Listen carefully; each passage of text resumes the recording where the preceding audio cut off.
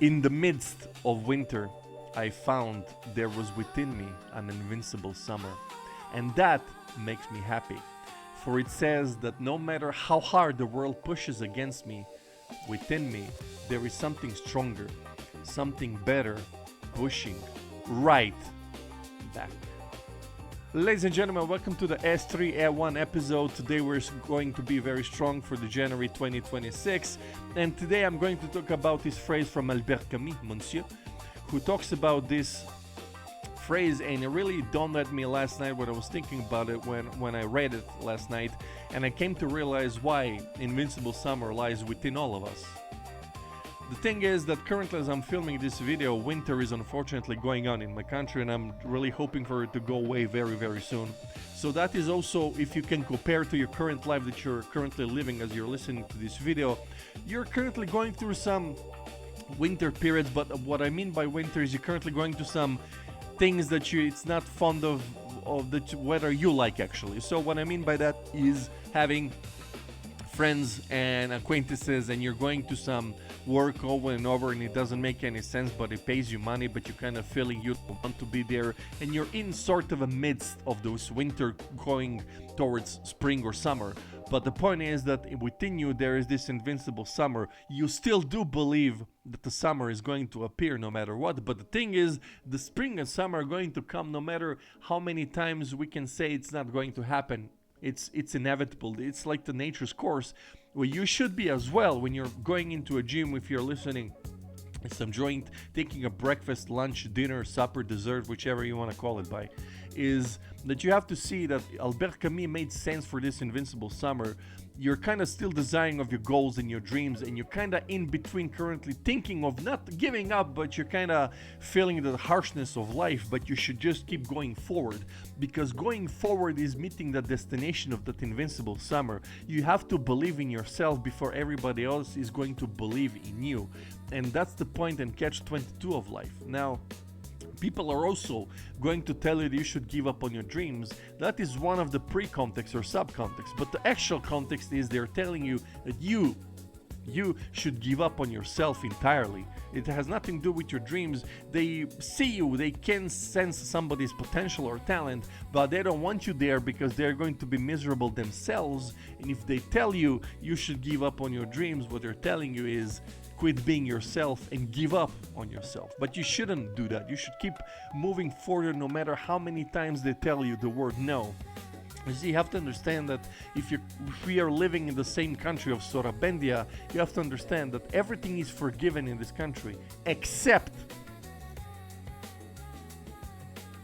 success. Success in Sorabendia means death penalty in society without any attempts for going to the court and explaining yourself why you wanted to succeed in life. Now, people are going to get that position once I become successful. People are going to say, oh, he was so lucky, he's actually stupid, doesn't know anything. That's up to them to figure out. But you are thinking that as well, and they're going to say that for you as well, because one of the things they keep doing in this country is when nobody's there to support you, when you're trying to make it, people are going to be very invisible. But once you go visible, now all of a sudden they're going to teleport from their Egyptian tombs. They're going to say to you, gee golly gee, I always believed in you. Gee golly gee, I know you could make it, but without their help. So usually you're going to see those people just being phases in your life, or just a phrase of anything. But it's all about two phrases, Latin phrases. Phrase number one in Latin, acta non verba, and second one, my favorite, memento mori. So you have to take that into consideration. You have to think that without that, we cannot go by in life. So life is much more than just wasting time to 9 to 5 and just talking to these brain dead managers and retards and most NPC morons that you have at your job. But you have to see it's far more beyond that, because those people that you have at your job, as I'm currently speaking to you, they're going to be the same brain dead degenerates as usual. There's nothing going to change about them. You can try, I'm not saying you shouldn't, you can try to change them, but that change is going to be very minor in comparison when you change yourself. Individuality is very trying to be censored in this herd of my country, because in my country, in the works done by Branislav Nušić, Rade Domanović, and writers like that, they show the Serbian mentality that they prefer to be in the herd than being by themselves, and when they're by themselves, they tend to be put to their thoughts, and that for most of them is not a pleasant company. The point I'm trying to make is that this invincible summer should be burning and making a small ardors within your body. And when you're trying, I'm not talking about spontaneous combustion, I'm talking about when you try to really jump from one end to another and you lean and you go over there and you feel the ground on your sneakers, now you're going to say, well, I never thought I'm going to make it this far. Quoting Johnny Depp from the Pirates of Caribbean.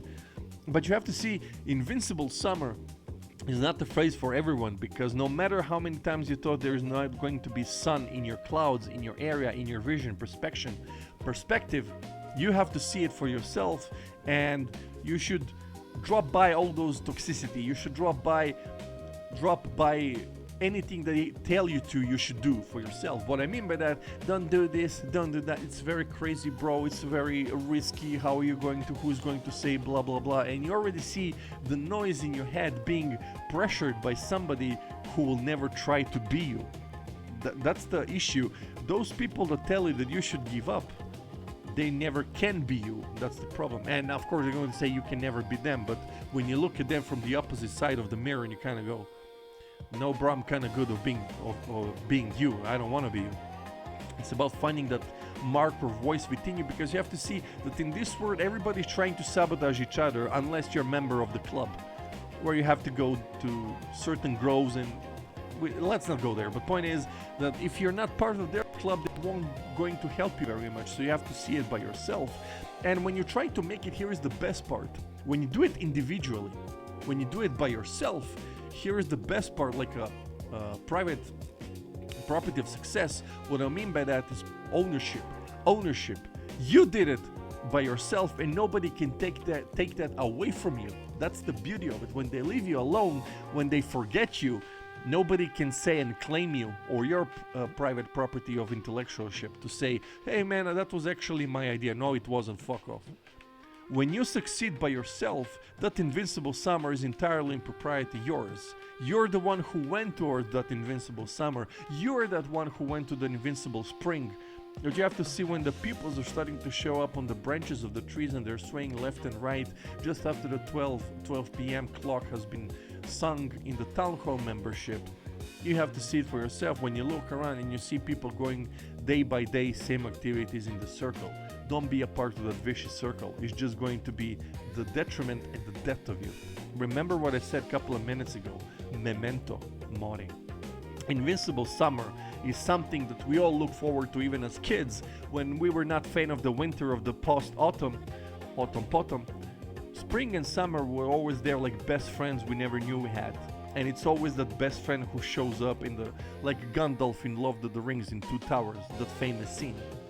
You have to understand that when you fight for yourself, for your rights, for your individualism and your right, people are not going to take you as a joke anymore. They're going to see that you're a man of the voice of your own voice.